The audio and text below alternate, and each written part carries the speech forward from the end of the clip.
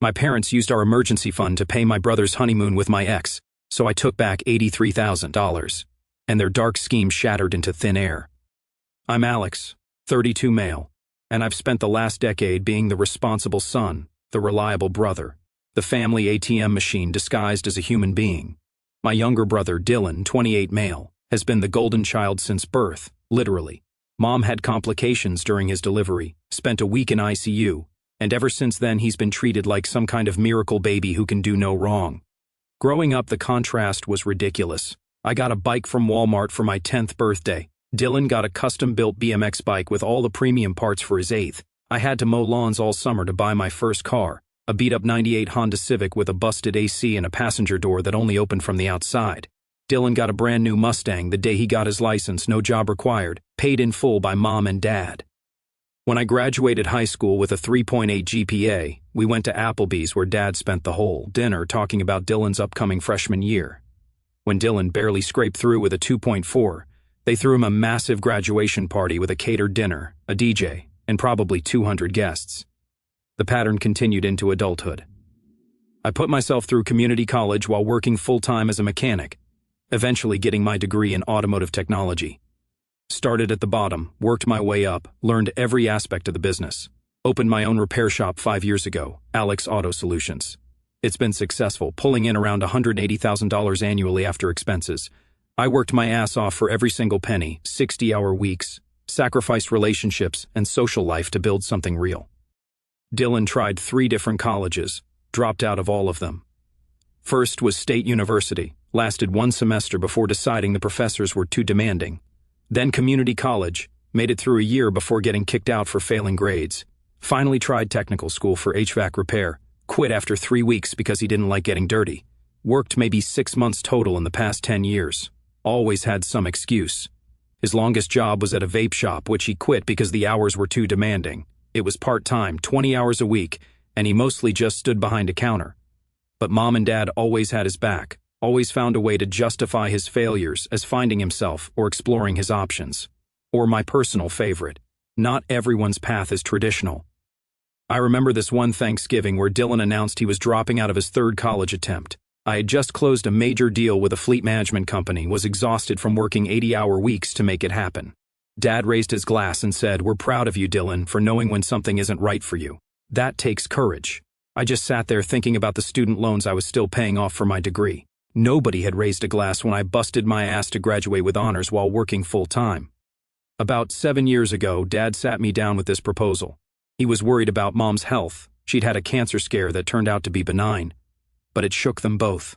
He wanted to start a family emergency fund, something we could all contribute to for medical expenses, home repairs, whatever crisis might come up. "It'll give us peace of mind," Dad said, stirring his coffee at the kitchen table where we'd had so many conversations over the years. "We're not getting any younger. And medical bills can destroy a family financially. This way, if something happens, we're prepared. Your mom and I have been talking about it for months." Made sense to me. I was doing well financially, had been responsible with money my whole life, had a solid emergency fund of my own. I told Dad I'd contribute $500 a month, which seemed reasonable given my income and my own savings needs. "Actually," Dad said, looking uncomfortable, not meeting my eyes, "we were hoping you could do $2,000. Dylan's in a tough spot right now financially, so he can't contribute much. Maybe 50 or 100 when he can.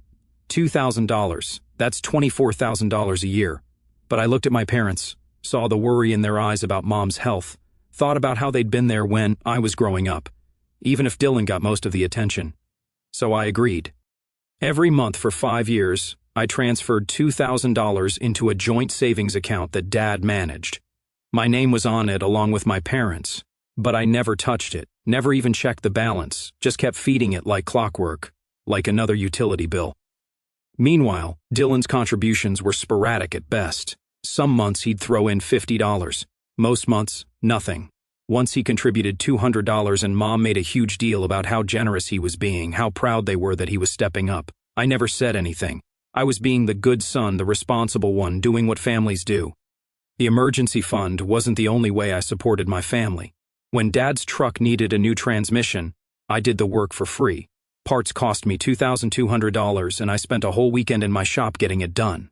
When their water heater died in the middle of January, I paid half the replacement cost, about $800. When Mom needed new tires, I got them wholesale and installed them for free. When their roof started leaking, I climbed up there myself and patched it temporarily, then contributed $2,000 toward the professional repair. Every time, I was told I was such a good son and the reliable one we can always count on. Every time Dylan got a pass for not contributing because he was going a tough time or between opportunities. My girlfriend at the time, Rachel, 29 female, wasn't a fan of this dynamic. We'd been together for 3 years, and she'd watched me prioritize my family's needs over our relationship repeatedly. We'd planned a vacation to Hawaii, had everything booked and paid for when Dad called about a family emergency. Dylan needed money for first and last month's rent on an apartment because he'd been kicked out of his previous place for not paying rent for 3 months. "How is that an emergency?" Rachel asked when I told her I needed to cancel the trip. We were sitting in my apartment, my laptop open, showing the cancellation policy that meant we'd lose $2,000 in deposits. "He's 25 years old. Why can't he handle his own rent? Why can't your parents help him?"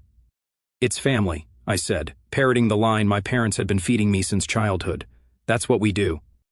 She looked at me like I was a stranger. "No, Alex, that's what doormats do. They asked you because you always say yes. You're teaching them that your time, your money, your plans don't matter as long as they need something." We broke up 2 months later. She said she couldn't be with someone who let himself get walked all over by people who didn't appreciate him. I was hurt and angry. Told her she was being selfish and didn't understand family loyalty, exactly what my parents wanted me to believe. When I told Mom about the breakup, she actually seemed relieved, said something about how Rachel never really fit with our family anyway. Looking back now, Rachel was absolutely right about everything. About a year after Rachel and I split, Dylan started dating someone new. At a family barbecue, he brought her around and introduced her to everyone. I was manning the grill, flipping burgers, when I heard a familiar laugh. My stomach dropped like an anchor. It was Rachel. "Alex," she said, trying to sound surprised but failing miserably. Her eyes met mine for a brief second before she looked away. "I had no idea Dylan was your brother. What a small world." Dylan just grinned. That smug little smirk I'd seen 1,000 times growing up whenever he got away with something. "Yeah, we've been seeing each other for a few months now. Pretty crazy coincidence, right?" He had his arm around her waist, possessively pulling her closer. My parents were delighted. Mom actually hugged Rachel and said something about how wonderful it was that she was already familiar with the family, how it would make things so much easier. Dad clapped Dylan on the back and told him he'd done well, that Rachel was a real catch. Nobody seemed to think it was weird or wrong that my brother was dating my ex-girlfriend. Nobody looked at me to see how I was handling this bombshell. I pulled Dylan aside later that evening after most of the guests had left. We stood by the back fence away from everyone else. "What the hell are you doing dating someone I liked?" he said casually, hands in his pockets, not even pretending to feel guilty.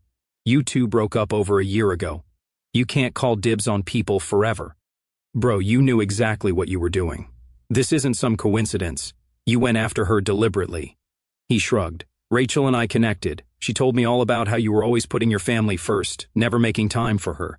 Guess she wanted to be with someone who actually prioritizes relationships." The irony of Dylan, who'd never prioritized anything in his life, saying this was almost funny. "Almost. You're dating her to hurt me. Admit it. I'm dating her because she's hot and fun and we have chemistry. Not everything's about you, Alex." He started walking away, then turned back. "And for what it's worth, she says you were boring anyway, too focused on work, too serious.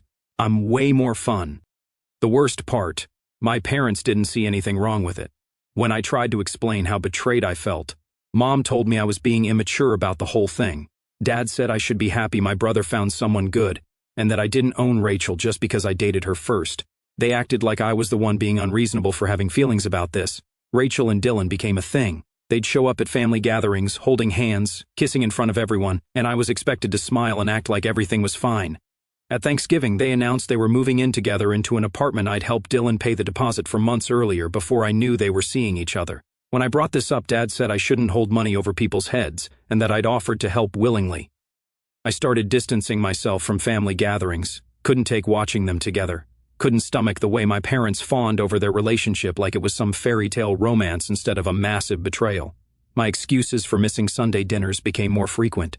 Work was busy, I was tired, I had other plans, the shop needed me on weekends, anything to avoid sitting at that table watching Dylan and Rachel be coupley while my parents gushed over them.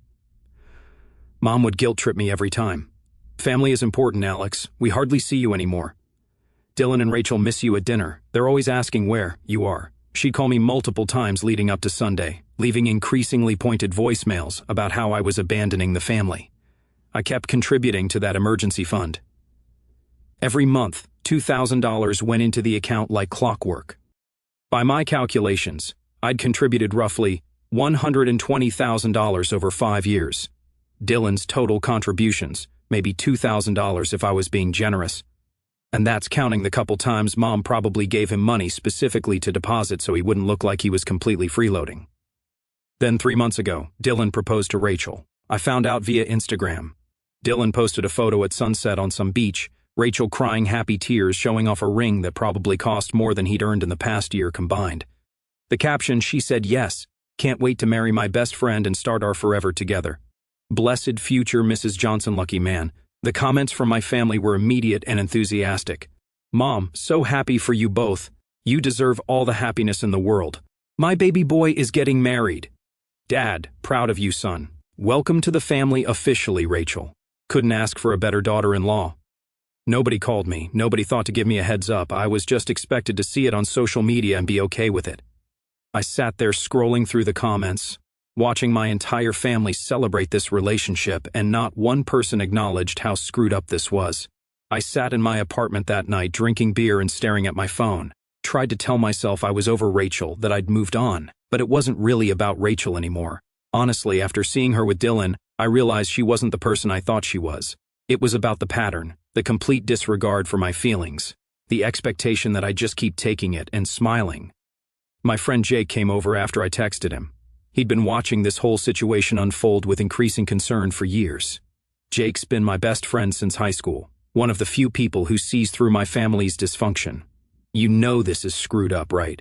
he said, cracking open a beer and settling onto my couch, like genuinely messed up. "Your family treats you like garbage, and you just keep coming back for more." "It's complicated," I said, the default response I'd been giving for years. "It's really not. They use you. You're the ATM. The free mechanic, the emergency fund, the reliable one who solves problems. What do you actually get out of this relationship besides a constant feeling of being underappreciated and a dwindling bank account?" I didn't have a good answer. The wedding was set for 3 months out, a June destination wedding in Cancun. They posted about it constantly. Venue photos, menu tastings, dress shopping, cake designs, beach engagement photos. Every post was another reminder that everyone was just fine with this situation except me. Dylan would tag me in comments sometimes, clearly trying to get a rise out of me. "Wish my best man was more excited" under a photo of tuxedos. I never responded. I wasn't planning to go to the wedding. Hadn't decided how to tell my parents yet, but there was no way I was sitting through watching my ex-girlfriend marry my brother. Just thinking about it made me feel sick. Then Mom called 2 weeks ago. It was a Thursday evening. I was closing up the shop, finishing some paperwork. "Alex, honey, I need to talk to you about something important." My first thought was health problems. Mom's voice had that serious tone that usually meant bad news. My second thought was the emergency fund. Finally, after 5 years, maybe we actually had an emergency that required it. "What's wrong?" I asked, feeling my chest tighten with worry despite everything. "Nothing's wrong exactly. It's about Dylan and Rachel's wedding." I waited. "The thing is, they've been planning this beautiful destination wedding, but it's gotten expensive. Much more expensive than they anticipated. Between the venue, the travel, the hotel, the flights for them and the wedding party, the photographer, the whole thing has gotten out of hand. You know how wedding costs add up." "Okay," I said slowly, starting to get a bad feeling. "So they need to scale back, have a smaller wedding." "Well, that's what we thought at first, but this is Dylan's wedding, Alex. It's a once-in-a-lifetime event. Your father and I talked about it, and we want to make sure he has the wedding he deserves. Every parent wants that for their child." The words hung in the air. I could feel where this was going, but my brain refused to process it. "We're going to use the emergency fund to cover the wedding costs and their honeymoon," Mom continued, her voice taking on that matter-of-fact tone she used when she'd already made a decision and wasn't looking for input. "It's not technically an emergency, but family milestones are important too. Dylan's getting married, and we want to support that. You understand?"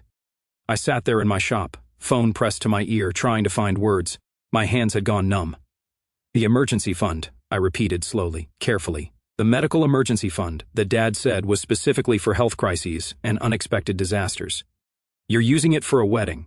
"For your brother's wedding," Mom corrected, Like that distinction made it better. Family is important, Alex. These are the moments we save for.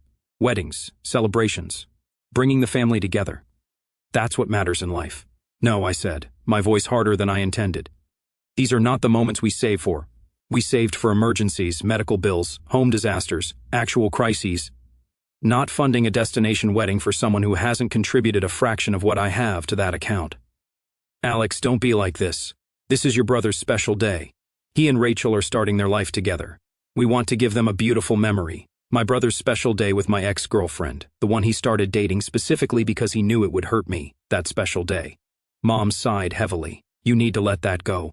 Rachel and Dylan are in love. You're letting jealousy poison what should be a happy occasion. You need to be the bigger person here. How much are you taking from the emergency fund? Silence on the other end. Just the sound of her breathing. Mom, how much? About $40,000, she said quietly. The wedding package was $32,000. It's really a beautiful venue right on the beach, and we're giving them $8,000 for the honeymoon. They want to go to Bora Bora. They've been dreaming about it. $40,000. I'd personally contributed $120,000 to that fund over 5 years, working 60-hour weeks, sacrificing my own life and relationships. And they were using a third of it to send my brother and my ex-girlfriend on a dream vacation. I need to go, I said. Alex, wait. I want to talk about you being in the wedding party. Dylan thinks it would mean a lot. I hung up. I sat in my office for maybe an hour just staring at the wall. Couldn't process what I just heard. My shop manager knocked eventually, asked if I was okay, told him I needed the afternoon off and drove home in a daze. Called Jake on the way. Explained everything, my voice shaking with anger. You need to get your money out of that account right now, he said immediately, no hesitation.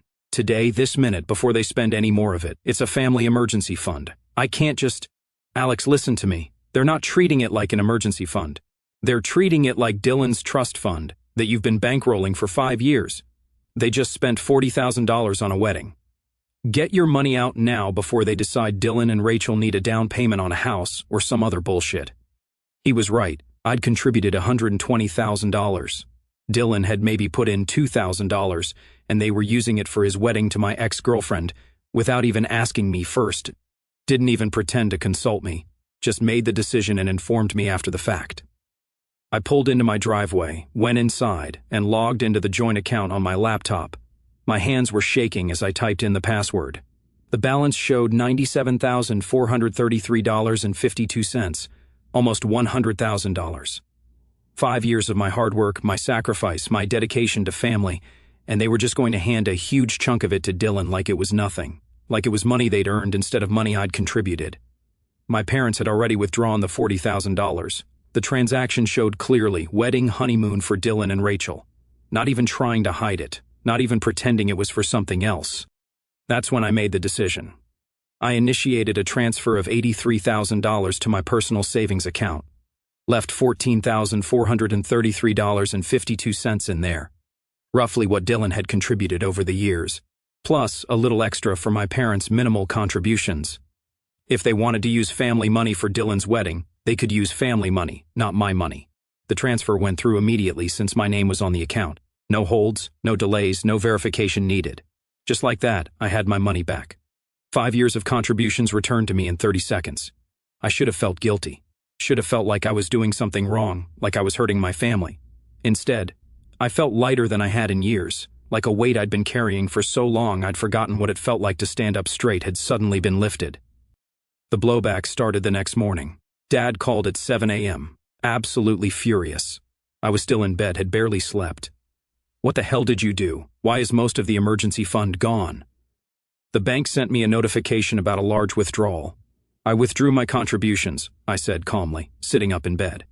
I contributed roughly $120,000 over 5 years. I took out $83,000, left the rest. That should more than cover what Dylan put in, plus your and Mom's contributions. You can't just take that money. That's the family emergency fund. That's not how this works. Which you used for Dylan's wedding without consulting me. That's not an emergency, Dad. That's you prioritizing Dylan's wants over the actual purpose of the fund. So I'm prioritizing my own financial security. Something I should have done years ago. We needed that money for the wedding. They've already put deposits down. The venue, the photographer, the caterers. It's all been arranged. No, you wanted that money for the wedding. There's a difference. Dylan's wedding is not my responsibility. If he and Rachel can't afford the wedding they want, they should plan something they can afford, not raid an emergency fund I've been the primary contributor to for 5 years. You know, like responsible adults do. This is incredibly selfish, Alex. You're ruining your brother's wedding because you can't move on from a relationship that ended years ago. This is about Rachel, isn't it? You're being spiteful. That hit something in me. The anger just exploded out. Selfish. I've given over $100,000 to this family over 5 years for emergencies. I fixed Dad's truck for free, paid for household repairs, helped Dylan with rent multiple times, given up my own vacation plans to help with family emergencies, worked extra hours to make sure I could keep contributing. I do all of that while Dylan contributes nothing and gets treated like royalty. And I'm the selfish one. He's your brother. He's also dating my ex-girlfriend and rubbing it in my face at every family gathering. He deliberately went after someone he knew I cared about because that's what he does. He takes things that are mine, and you all act like that's perfectly fine. You threw him a party for barely graduating high school while I had to celebrate my honors degree at Applebee's. You bought him a new car while I saved for years to buy my own. You've spent my entire life making it clear that Dylan's happiness matters more than mine. So no, Dad, I'm done. I'm done being the family ATM. I'm done sacrificing while Dylan gets rewarded for being irresponsible. You want to fund his wedding? Use your own money. If you don't put that money back, you're not welcome at this wedding. You're not welcome at family gatherings. Your mother is devastated. Your brother, good, I said, and I meant it. I wasn't planning on going to the wedding anyway. I don't want to watch my ex-girlfriend marry my brother while my parents pretend this is all normal. Tell Dylan congratulations on his marriage. Tell Mom I hope she's happy with her choice. I'm done. I hung up before he could respond. Mom called 5 minutes later, then Dylan, then Rachel, which was audacious even for them. I let them all go to voicemail. The messages started rolling in throughout the day. Texts from Dylan calling me every name in the book, saying I was destroying his wedding out of jealousy and spite. Mom sending guilt trips about family unity and how disappointed she was in me, how she didn't raise me to be this cruel. Dad with barely coherent rage texts about betrayal and selfishness, and how I'd regret this decision. Rachel sent a long message about how I was being petty and vindictive and couldn't let go of our past. Said I was punishing Dylan for finding love and needed to grow up and be mature about this. I blocked all of them. Every number, every social media account, every possible way they had of contacting me. Then I called Jake. I did it, I said. I pulled the money out. Good. How do you feel? Like I can finally breathe. The wedding went forward, but not in Cancun. According to Jake, who heard through the grapevine from a mutual friend who was still in touch with my cousin, they had to downgrade significantly, ended up having it at a local venue. No destination. Definitely no Bora Bora honeymoon. Had it at some hotel conference room instead of a beach in Mexico. Mom and Dad pitched in some of their own money, but not enough to salvage the original plans. They couldn't afford it. The same parents who'd spent decades funding Dylan's failures suddenly couldn't come up with $40,000 for his wedding when their emergency fund ATM shut down. I didn't feel bad, not even a little bit. Part of me had worried I would. That guilt would creep in, but it never did. 3 weeks after the wedding, the real emergency happened. Dad had a heart attack. Serious one, not a minor scare. Needed triple bypass surgery immediately. He collapsed at home. Mom had to call 911, the whole dramatic emergency room scene. Mom called me from the hospital, crying so hard I could barely understand her. For a moment, the old guilt came rushing back. This was what the emergency fund was for. This was exactly the kind of crisis we'd been preparing for, a real medical emergency, not a wedding. Then she said something that made my blood run cold. We don't have enough money for the surgery. Your father's insurance will cover part of it, but we're looking at $70,000 out of pocket for the procedure and recovery. We need the emergency fund, Alex. We need you to put the money back. Please, your father could die. What about the money in the account, I asked, even though I knew the answer. There should be over $14,000 there. That's not enough. The surgery is expensive, and we'll need money for recovery, medications, follow-up appointments, physical therapy. Please, Alex, we need the full amount. We need you to put back what you took. This is exactly what we saved for. I sat there in my shop. I'd been under a car when she called, had to roll out and take it in my office, thinking about 5 years of contributions. Thinking about being told I was selfish for taking my own money back. Thinking about them using that fund for Dylan's wedding without asking me first. thinking about watching my ex-girlfriend marry my brother, while my parents cheered them on. "I'm sorry about Dad," I said, and I meant it. Despite everything, I didn't want him to die. He was still my father, but I can't help you. "What do you mean you can't help? This is your father. He could die. Don't you understand what I'm saying? He needs this surgery or he'll die. You had money for this, Mom. Nearly $100,000 in that emergency fund. Money that I contributed for exactly this kind of situation. But you chose to spend $40,000 of it on Dylan's wedding instead of keeping it for actual emergencies. That was your choice. You made that decision, but we didn't know this would happen. How could we have known? That's literally what emergency funds are for. Things you don't know will happen. Emergencies that come out of nowhere. But you treated it like Dylan's personal bank account, instead of keeping it for its intended purpose. I'm sorry, but that's not my problem to fix anymore. How can you be so cruel? Your father is lying in a hospital bed right now, and you're talking about money. What kind of son are you? I raised you better than this. My father called me selfish for taking back my own money. My father chose to fund Dylan's wedding with emergency money. My father has spent my entire life making it clear that Dylan's needs and wants are more important than mine. I'm sorry he's sick, but I'm not giving you $83,000 because you mismanaged the fund I contributed to for 5 years. You had the money. You chose to spend it on a wedding instead of keeping it for emergencies. That's on you, not me. Mom's voice turned cold, sharp as ice. If your father dies because of this, I'll never forgive you. Do you hear me? Never. His blood will be on your hands. Then you'll never forgive me. But maybe you should save your anger for the people who decided a wedding was more important than maintaining an actual emergency fund. Maybe you should be angry at yourselves for making terrible financial decisions. Goodbye, Mom. I hung up and turned off my phone. That was 2 weeks ago. According to Jake, who's still in touch with some of my extended family, Dad pulled through the surgery. It went well. He's recovering.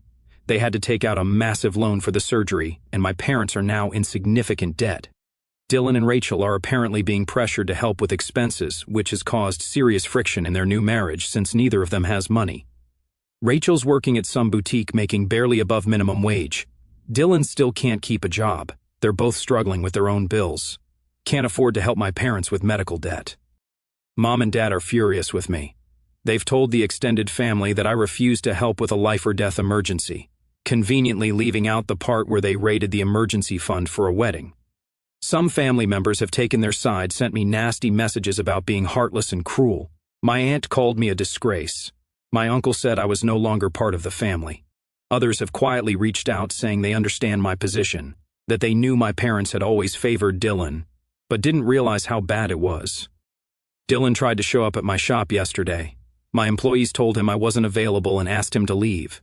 Security footage showed him standing outside yelling for 20 minutes about what a terrible brother I was, how I was killing our father, how I'd always been jealous of him before finally driving off. One of my guys asked if I wanted to call the police. I said not unless he came back.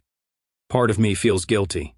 The old conditioning is hard to shake, and there's still a part of my brain that says family is supposed to come first, that I should have helped despite everything. But a bigger part of me feels free. For the first time in years. I'm not the family ATM anymore. I'm not the reliable son who sacrifices everything for people who never appreciate it. I'm just Alex, and I'm learning to be okay with that. I've started dating someone new. Her name is Jenna. She's a physical therapist, and she actually respects boundaries. When I told her the whole story over dinner last week, she didn't say I was being selfish or cruel. She said my family had been financially abusing me for years, and that I did the right thing by extracting myself. She said what they did was exploitation, not family.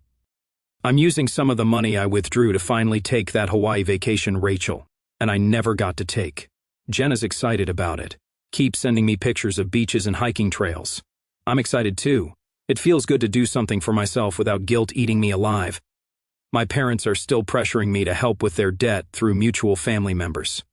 Dylan and Rachel apparently are struggling financially, surprise, surprise, and keep dropping hints through mutual acquaintances that they need help with bills. Every request is met with the same answer. No, the emergency fund is gone because they didn't treat it like an emergency fund. They treated it like Dylan's dowry, like money they could dip into whenever he wanted something. That's not on me to fix. Dad's recovering okay from what I hear. He'll be fine. They'll manage their debt the way most people do, by cutting expenses, working more if they can, being responsible. You know, all the things they never taught Dylan to do because they always just solved his problems with money. Usually my money. Sometimes I wonder if I should have handled it differently. If maybe I should have tried talking to them first before withdrawing the money. Or if I should have left more in the account just in case something like this happened. But then I remembered Dylan proposing to Rachel on Instagram. I remember Mom's voice when she told me they were using the fund for the wedding like it was already decided and my opinion didn't matter. I remember Dad calling me selfish for taking back money I'd contributed. And I remember 30+ years of being the responsible one, the reliable one, the forgettable one, while Dylan got away with everything and got rewarded for his failures. No, I don't regret it. The emergency fund was supposed to be for emergencies. They turned it into Dylan's wedding fund without consulting the person who contributed 95% of the money in it. When an actual emergency happened, they had no one to blame but themselves. I'm done being the safety net for people who never once caught me when I fell. I'm done sacrificing my own life, my own happiness, my own financial security for people who see me as nothing more than a resource to be exploited. Rachel texted me last week from a new number I hadn't blocked yet. Said she hoped I was happy ruining Dylan's life, and that my vindictiveness had destroyed their honeymoon plans and put financial stress on their marriage. Said I was pathetic for not being able to move on. Said Dylan deserved better than a brother like me. I didn't respond, just blocked the new number and went back to planning my Hawaii trip with Jenna. Jake asked me last night over beers if I had any regrets. We were sitting at our usual bar, the place where we'd been coming since college. I thought about it for a long time, really examined my feelings. I regret contributing to that fund in the first place, I finally said. I regret letting them treat me like an ATM for years. I regret not standing up for myself sooner. I regret believing that being the responsible one would eventually be appreciated. But withdrawing that money, protecting myself financially, setting boundaries. No regrets about that at all. Good, he said, raising his beer. Because they don't deserve you, man. They never did. He's right. They don't. My family made their choices. They chose Dylan's wedding over emergency preparedness. They chose to use money I'd contributed without consulting me. They chose to call me selfish when I took back what was mine. They chose to treat me as less important than Dylan for my entire life. Now they're living with those choices. And for the first time in my adult life, their emergency is not my problem. I'm finally free.